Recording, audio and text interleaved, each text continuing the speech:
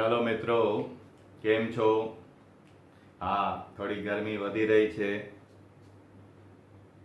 સારું, તમે રાત્રે સારી રીતે વાંચી શકતા હશો. કમ્ફર્ટેબલ? મિત્રો, થોડાક તમારા વખાણ કરવા જોઈએ કે હવે તમે ખરેખર બહુ સારી રીતે કામ કરો છો, નોટ્સ પણ બનાવો છો, સાથે સાથે જે ટોપિકને અનુરૂપ દાખલા છે એ કરતા જાઓ છો, ડાઉટ પૂછતા જાઓ છો, MCQ પણ કરતા જાઓ છો અને તમારામાંથી એ રિવ્યુ પણ આવે છે કે સર થિયરી જો બરોબર કરીએ છીએ તો ખરેખર દાખલા ને MCQ એ અઘરા નથી લાગતા. હા, ક્યારેક થોડીક મહેનત વધુ કરવી પડે છે, પણ હવે અમને ફાવે છે. હા, એ પણ છે કે કેટલાક વિદ્યાર્થીઓ હજી પણ કામ નથી કરતા. તો હવે આ ઉંમરે તમે સમજદાર છો, તો જ્યારે દીકરો કે દીકરી, પણ દીકરો કહેવાય, એમ દીકરો પિતાના ખભા સુધી આવે ત્યારે પછી એને સલાહ ન અપાય, કારણ કે એ હવે દુનિયાદારી પોતે સમજે. એને ક્યાં સુધી આપણે ડાયરેક્શન આપ્યા કરશું? અને તમે જુઓ છો કે તમારામાંથી ઘણા બધા વિદ્યાર્થીઓ હવે પોતાના આયોજન બનાવે છે, રેફરન્સ બુક્સ યુઝ કરે છે, સરસ મજાનું ટાઈમ ટેબલ બનાવે છે, દરેક પરીક્ષાનું યોગ્ય રીતે પ્લાનિંગ કરી દરેક વિષયની પરીક્ષામાં સારા માર્ક્સ લઈ આવે છે. તો ખરેખર હવે તમે સાયન્સ ભણો છો અને મને ખાતરી છે કે તમે તમારું સરસ પ્લાનિંગ બનાવશો. તમે સ્વેચ્છાએ તમારી જવાબદારી સ્વીકારશો. જેમ વડાપ્રધાન સાહેબે કીધું કે સોશિયલ ડિસ્ટન્સિંગ, બરાબર, એમાં લોકડાઉન કરવાનું હવે કેટલું જાતે ડિસિપ્લિનમાં રહેવું પડશે. જાતે ડિસિપ્લિનમાં રહેવું પડશે. બરાબર. તો હું એવી આશા રાખું છું કે આપ સૌ સારી રીતે ફિઝિક્સ કરો,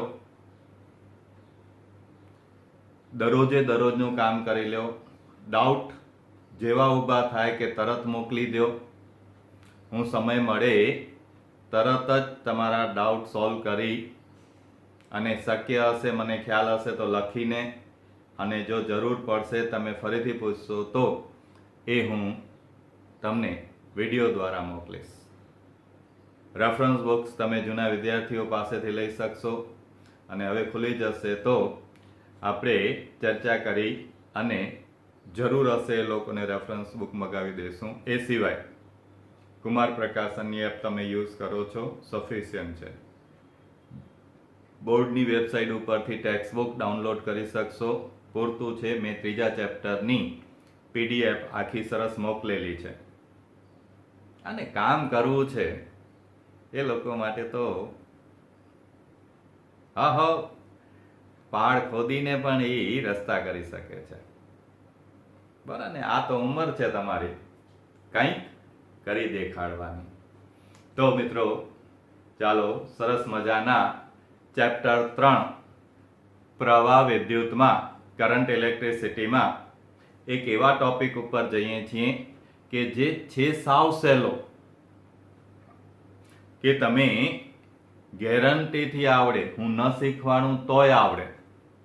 પણ એ ટોપિકમાં જે કોન્સેપ્ટ રહેલા છે એ બધા જ સર્કિટના ઇલેક્ટ્રિકલ એન્ડ ઇલેક્ટ્રોનિક્સ, આ બધી સર્કિટ્સ જેટલી છે, પ્રેક્ટિકલ્સ જેટલા છે, દાખલા જેટલા છે, એ બધામાં આના વગર એટલે કે આના કોન્સેપ્ટ વગર સોલ્વ નહીં થાય એવો અગત્યનો મુદ્દો છે અવરોધકોનું શ્રેણી અને સમાંતર જોડાણ, series and parallel connection of resistors.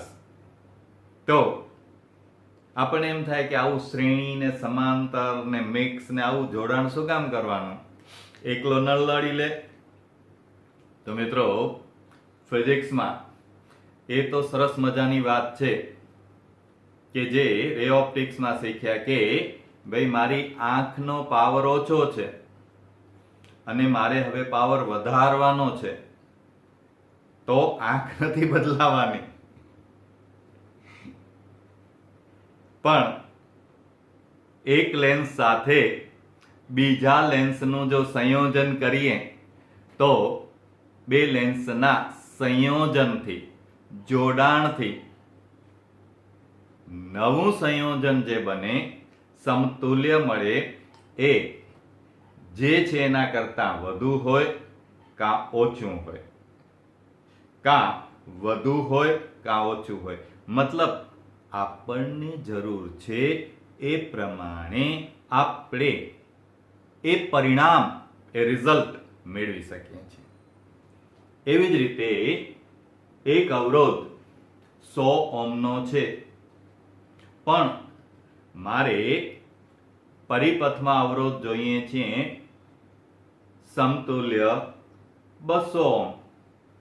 તો ભાઈ 100 ઓહ્મનો છે તો એ 100 ઓહ્મનો જ રહેશે. મારે જોઈએ છે 200 ઓહ્મ. 200 ઓહ્મ કેમ કરશું?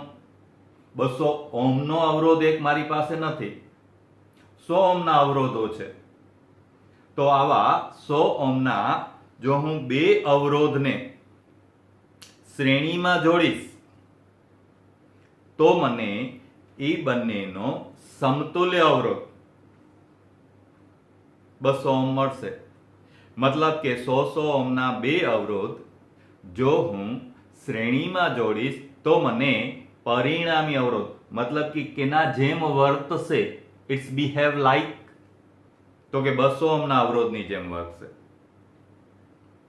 પણ જો મારે 50 ઓહ્મ અવરોધ જોઈએ છે, પણ મારી પાસે તો 100 ઓહ્મના જ અવરોધો છે, તો શું કરશું? બોલો. હા, ભાઈ કે છે અડધો કાપી નાખશું. હા બરોબર, કાર્બન અવરોધ હોય તો અડધો કાપી નાખવાનો.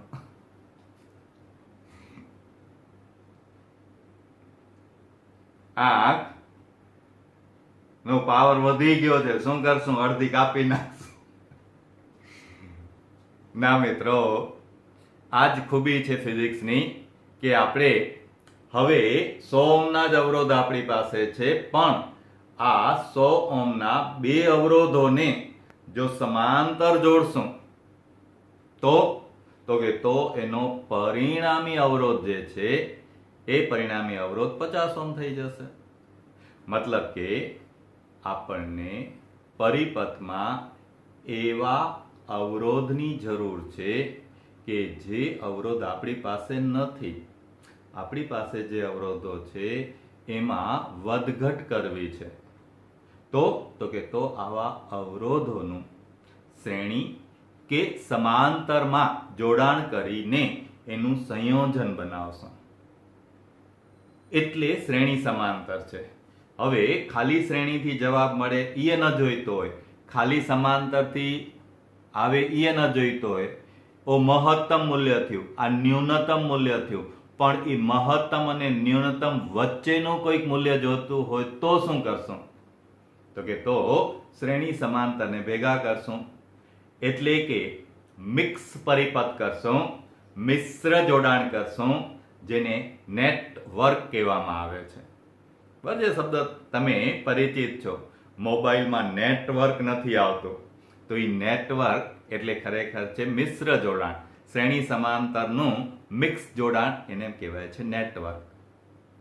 તો આવા પરિપથો તો તમે જોશો જેટલી સર્કિટ્સ છે વ્યવહારમાં, પછી રેડિયોની હોય, ટીવીની હોય, મોબાઈલની હોય, ઘરની હોય, આ બધી સર્કિટોમાં વિદ્યુત ઘટકો જેવા કે ઇન્ડક્ટર, કેપેસિટર, રેઝિસ્ટર, બેટરી, આ બધા ઇલેક્ટ્રોનિક સર્કિટ હશે તો ડાયોડ, ટ્રાયોડ, ટ્રાન્ઝિસ્ટર્સ, એમ્પ્લીફાયર્સ, આ બધા એવું નહીં બને કે માત્ર શ્રેણી જોડાણ કે માત્ર સમાંતર જોડાણ. તો આવા નેટવર્કને તમારે એનાલિસિસ કરવું છે, ઉકેલવું છે. શું કરશો? તો એના માટે આપણે ભણશું કિર્ચોફના નિયમો. આમ તબક્કા વાઇઝ હવે ઇમ્પોર્ટન્ટ પોઈન્ટ શરૂ થાય છે. પહેલું શ્રેણી અને સમાંતર જોડાણ, પછી મિક્સ કરીને નેટવર્ક. શ્રેણી સમાંતર જોડાણને માત્ર ઓહમના નિયમથી આપણે ઉકેલી શકીએ છીએ, જ્યારે મિક્સ જોડાણને શ્રેણી સમાંતરથી ઉકેલી શકાય કે શ્રેણીનો આટલો ભાગ, સમાંતરનો આટલો, પછી બેયનું પરિણામી શ્રેણી કે સમાંતર. પણ રીત લાંબી થાય એટલે કિર્ચોફ નામના વૈજ્ઞાનિકે બે નિયમ આપ્યા, કિર્ચોફનો પહેલો નિયમ અને કિર્ચોફનો બીજો નિયમ, જે આવા નેટવર્ક ઉકેલવામાં જરૂર પડશે. અને કેટલા બધા MCQ આમાંથી તમને મળશે, ઢગલાબંધ. અને જેમ તમે સોલ્વ કરતા જશો એમ તમને આઈડિયા આવતા જશે. ઓ, અહીંયા મેં આમ વાપર્યું, એની જગ્યાએ આ વાપર્યું તો કેવી મજા આવે. ઓ, આ તો હવે મોઢે થઈ જાય છે, આમ તો થઈ જાય છે. પણ પ્રેક્ટિસ જોઈશે, કારણ કે આ સર્કિટોનું વિશ્લેષણ તમારા માટે નવું છે. તો શ્રેણી જોડાણ અને સમાંતર જોડાણને પહેલા થિયરીની રીતે સમજીએ, પછી એની એપ્લિકેશનની વાત કરીએ. તો અવરોધોનું શ્રેણી જોડાણ કોને કહેવાય? તો પહેલા શ્રેણી જોડાણ, સિરીઝ કનેક્શન. તો જ્યારે અવરોધોને એવી રીતે જોડીએ, બરાબર, અવરોધની આ નિશાની છે, આ અવરોધ R1 કહીએ, બીજો એની સાથે અવરોધ R2 કહીએ. આ બે અવરોધ છે, બસ જે મૂલ્ય લેવા હોય 10 ઓહ્મ, 20 ઓહ્મ, 100 ઓહ્મ, પણ અત્યારે થિયરી કરીએ છીએ એટલે સંજ્ઞા લેશું. તો ધારો કે આ બે અવરોધ છે. હવે એ બે અવરોધને હું એવી રીતે જોડું કે એકનો ડાબો બીજાના જમણા સાથે, બરાબર, આમ વિચારશો તો એક લેફ્ટ કહીએ તો બીજો રાઈટ કહેવાય, લેફ્ટ રાઈટ. તો સામાન્ય રીતે યાદ રાખવા માટે એકના લેફ્ટ સાથે બીજાનો રાઈટ, એટલે કે મારી બાજુમાં તમે ઊભા છો તો મારો આ ડાબો હાથ જો તમારા જમણા હાથને પકડે તો આપણે બે શ્રેણીમાં જોડાણા કહેવાય. એકના ડાબા સાથે બીજાનો જમણો. આ એક ઓળખવાની રીત. બીજી રીત, હવે જો આપણે એની સાથે બેટરી જોડીએ,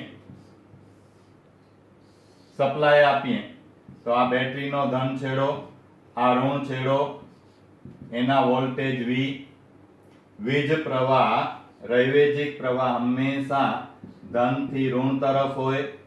ધારો કે વીજ પ્રવાહ I ધનમાંથી નીકળે છે. હવે આમ હાલ્યા જાજો, અહીંયા ભાગલા પડતા નથી, ભાગલા પડે નહીં તો વીજ પ્રવાહ એટલો જ રહે. અહીંયા નામ આપી દઈએ A, B, C બિંદુ, તો અહીંયા ભાગલા પડતા નથી એટલે વીજ પ્રવાહ I જ રહેશે. આમ પહેલો મુદ્દો તમે શું લીધો કે સમજવા માટે જો આ જમણી બાજુ ને ડાબી બાજુ સાથે જોડીએ, જમણા સાથે ડાબો, ડાબા સાથે જમણો, left with right, right with left. બીજો મુદ્દો થયો વીજ પ્રવાહના ભાગલા પડે નહીં. there is no splitting of current. Current ના ભાગલા ન પડે એટલે કે દરેક ઘટકમાંથી વહેતો વીજ પ્રવાહ સમાન હોય, અચળ હોય, સરખો હોય, ભાગલા પડે નહીં. તો આવા જોડાણને શ્રેણી જોડાણ કહેવાય. એટલે જ્યારે નેટવર્કમાં તમને ઓળખવાની વાત આવે કે ભાઈ આમાંથી કેટલો ભાગ શ્રેણી છે કે કેટલો ભાગ સમાંતર છે, તો એટલા ભાગને ઓળખવા માટે આ રીતનો ઉપયોગ કરાય કે ડાબા જમણા સાથે જોડાય અથવા વીજ પ્રવાહના ભાગલા પડે નહીં, તો આવા જોડાણને શ્રેણી જોડાણ કહેવાય. આ એક ખાસિયત. હવે ઓહમનો નિયમ વિચારશો તો તમને ખબર છે ઓહમનો નિયમ V બરાબર IR. હવે તમે વિચારો I તો બંનેમાં સરખો છે, અવરોધ આનો R1 છે, એનો મતલબ થયો કે અવરોધ R1 ના બે છેડા વચ્ચે ક્યાં છે A અને B, બે છેડા A અને B વચ્ચે વીજ સ્થિતિમાનનો તફાવત VAB કેટલો હશે? તો કે ઓહમના નિયમ પ્રમાણે IR1 જેટલો. તે જ રીતે અવરોધ R2 ના બે છેડા વચ્ચે કેટલો હશે? તો કહી શકીએ VBC બરાબર IR2. હવે R1 અને R2 પ્રમાણે જો R1 ગ્રેટર ધેન R2 હશે તો VAB ગ્રેટર ધેન VBC હશે. પણ અર્થ એ થયો કે દરેક ઘટકને અનુરૂપ વોલ્ટેજનો મતલબ પોટેન્શિયલ ડિફરન્સ, વીજ સ્થિતિમાનનો તફાવત જુદો જુદો હશે. હવે તમે વિચારો કે આના બે છેડા વચ્ચે છે V1 VAB ને, આના બે છેડા વચ્ચે છે V2 VBC બરાબર. તો હવે VAC બરાબર કેટલા? તો કે VAC બરાબર છે V. એનો મતલબ કે અહીંયા VAC કેનાથી બન્યો? VAC તો કે VAB વત્તા VBC, VAB વત્તા VBC. આમ VAB વત્તા VBC. હવે એનો અર્થ વિચારો તો અર્થ શું કહે છે કે VAC A અને C છેડા વચ્ચે સ્થિતિમાનનો તફાવત કેટલો છે? તો કે V વોલ્ટ. કારણ કે બેટરીનો ધન છેડો A સાથે છે, ઋણ છેડો C સાથે છે. એનો મતલબ થયો કે V બરાબર V1 વત્તા V2. આમ પહેલો મુદ્દો થયો I સરખો હોય, બીજો મુદ્દો થયો કુલ વિસ્થિતિમાનનો તફાવત દરેક ઘટકના વિસ્થિતિમાનના તફાવતના સરવાળા બરાબર થાય છે. એટલે કે શ્રેણીમાં I સરખો, V જુદો જુદો, V1 V2 V3 જેટલા ઘટક જોડેલા હોય શ્રેણીમાં એ દરેક ઘટકમાંથી I સરખો છે, અવરોધ જુદો જુદો છે, તો IR1 IR2 IR3 એટલે કે V1 V2 V3 આ સરવાળા જેટલા વોલ્ટેજ હશે. આમ કુલ વોલ્ટેજ V બરાબર V1 વત્તા V2. હવે V1 ની કિંમત મૂકીએ તો IR1, V2 ની મૂકીએ તો IR2, I common R1 plus R2. આ મળ્યું તમને એક સૂત્ર. હવે જે મુદ્દો કહું છું એ બરોબર સમજજો કે આ સૂત્રનો અર્થ શું. બરાબર. તો હવે થોડુંક ગણિત નહીં, ફિઝિક્સ વાંચજો, ફિઝિક્સ વિચારજો. તો અહીંયા વાત એ છે કે તમારી પાસે 2 રૂપિયાના 5 સિક્કા છે અને ખખડે છે, પરચુરણ ખખડે છે. હવે તમે તો સરસ મજાના રિસેપ્શનમાં જાઓ છો અને હાલો છો ત્યારે ઈ પરચુરણ ખખડે છે એટલે તમને ખ્યાલ આવે છે કે આ ખરાબ લાગશે કે અવાજ આવે છે. એટલે તમે પાનની દુકાને જઈ 2 રૂપિયાના 5 સિક્કા આપી અને એને કહો છો કે 10 રૂપિયાની નોટ આપ કે 10 રૂપિયાનો સિક્કો આપ. તો 2 રૂપિયાના 5 સિક્કાની જગ્યાએ તમને માત્ર એક 10 રૂપિયાની નોટ આપે છે. તો તમે સમજો છો કે 2 રૂપિયાના 5 સિક્કાનું મૂલ્ય, પરિણામ, રિઝલ્ટ અને 10 રૂપિયાની એક નોટનું મૂલ્ય સરખું છે. સરખું છે એના માટે શબ્દ વપરાય સમતુલ્ય છે, ઇક્વિવેલેન્ટ છે, રિઝલ્ટન્ટ છે. એમ આ બે અવરોધો R1 અને R2 ને શ્રેણીમાં જોડ્યા છે. હવે એની જગ્યાએ જો એક જ અવરોધ હું જોડું એવો આ બેટરી એ જ રાખું, બેટરી એ જ 20 વોલ્ટની રાખું, પણ R1 અને R2 પરચુરણ કાઢી એની જગ્યાએ એક જ અવરોધ જોડું R અને બેટરી પણ એ જ રાખું અને ધારો કે પરિપથમાંથી વહેતો વીજ પ્રવાહ, પરિણામ બદલે નહીં, વીજ પ્રવાહ I જ મળે. તો વિચારી જુઓ, V ઈ જ છે, I પણ ઈ જ છે, એનો મતલબ ઓહમના નિયમ પ્રમાણે V બરાબર IR. એટલે કે R1 અને R2 નું પરિણામી, સમતુલ્ય, રિઝલ્ટન્ટ, ઇક્વિવેલેન્ટ કોણ હોય? R હોય. મતલબ કે R1 અને R2 પરચુરણ કાઢીને એની જગ્યાએ અવરોધ R એક જ જોડ્યો છે તો એ પણ એવું જ કામ આપશે, એવું જ કામ આપશે. એટલે R ને કહેવાય એનો સમતુલ્ય અવરોધ, ઇક્વિવેલેન્ટ રેઝિસ્ટન્સ. અને હવે આનું સૂત્ર વિચારીએ તો સૂત્ર શું બનશે વિચારો? તો કે આનું બનશે આના બે છેડા વચ્ચે એટલે V બરાબર IR. હવે તમે વિચારો સમીકરણ 3 અને સમીકરણ 4 V બરાબર એનો મતલબ સમીકરણ 4 અને 3 ને સરખાવીએ આ બંનેને તો શું કહી શકીએ? તો કે કહી શકીએ IR અહીંયા મૂકી દઈએ બરાબર I R1 plus R2. I cancel માટે R બરાબર R1 વત્તા R2.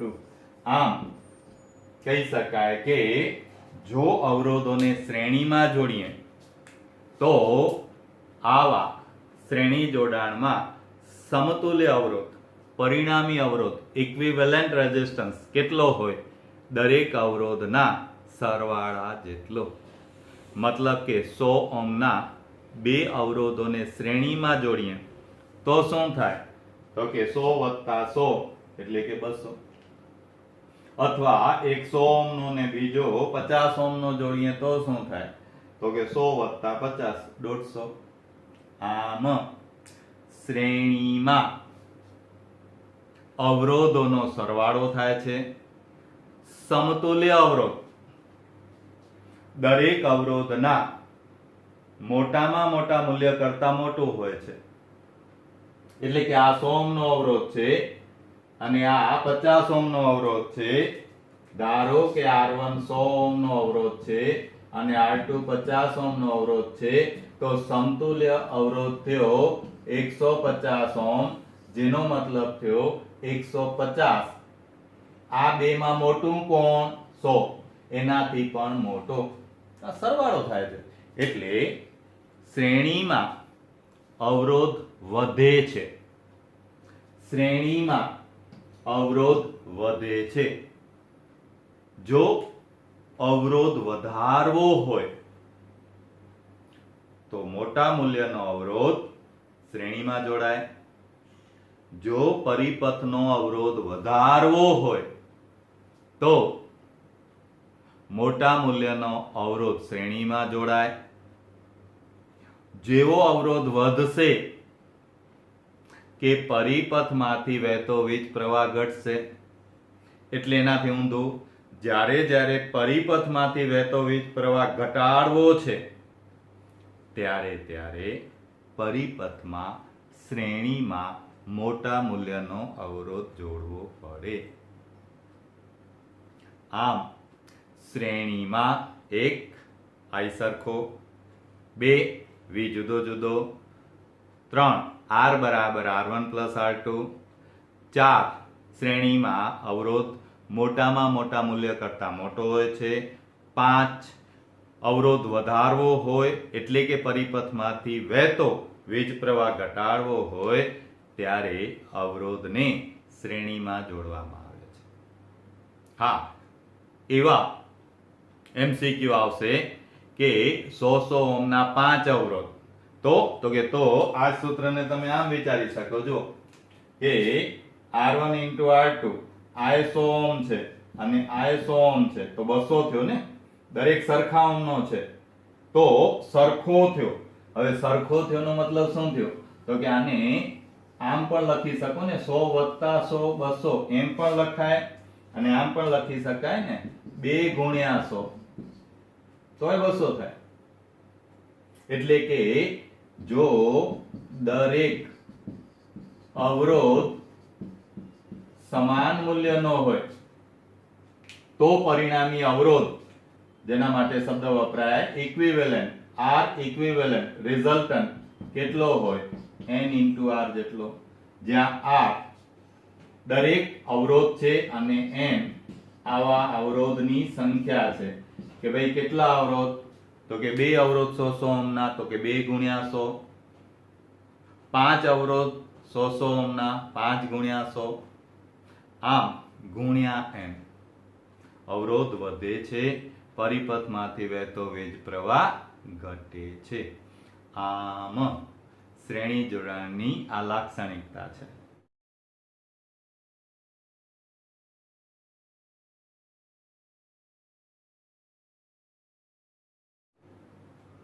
એવી જ રીતે તમે સમાંતર જોડાણ માટે વિચારો તો તમને બધા જ મુદ્દા શીર્ષાસન કરીને મળશે. શીર્ષાસન કરીને મળશે મતલબ ઊંધા, કે શ્રેણીમાં I સરખો, V જુદો જુદો, તો સમાંતરમાં V સરખો I જુદો જુદો. અહીંયા ડાબો જમણો તો ત્યાં ડાબો જમણો જમણો. અહીંયા શ્રેણીમાં અવરોધ વધે છે તો હું આવશે અવરોધ ઘટે છે. અહીંયા મોટામાં મોટા મૂલ્ય કરતા મોટો તો ત્યાં આવશે નાનામાં નાના મૂલ્ય કરતા નાનો.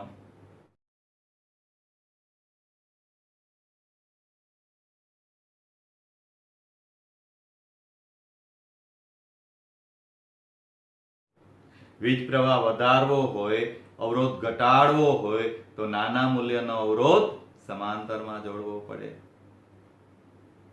સમાંતરમાં વોલ્ટેજ હંમેશા સરખા હોય છે.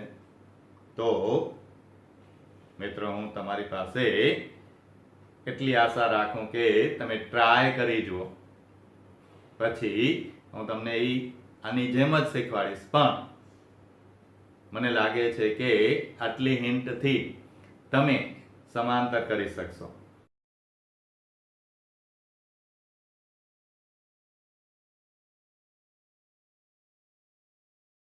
અને પછી એક મુદ્દો કરવાનો છે કે તમારે આવી રીતે ટેબલ સ્વરૂપે તફાવતમાં નોટમાં લખવાનું છે શ્રેણી જોડાણની ખાસિયતો સામે સમાંતર જોડાણની ખાસિયતો.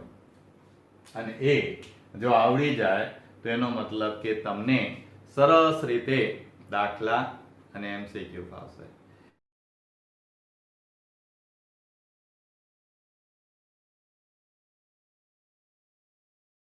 તો જોઈ લો પહેલા શ્રેણી જોડાણ બરોબર, એના પ્રમાણે સમાંતર જોડાણને એકદમ સરસ રીતે કરો. હા, ડાઉટ લાગે ત્યાં રેફરન્સ બુક યુઝ કરો, મને પૂછો, અને એ બે આવડી જાય પછી એમાંથી ક્રીમ બનાવો. મુખ્ય મુદ્દા જે 5 થી 6 બનશે. હા, એક મુદ્દો આકૃતિનો તમે તફાવતમાં ચોક્કસ રાખજો. બરાબર? તો આપણે આટલું વિચારીએ, આટલું કરી લ્યો. Tea break.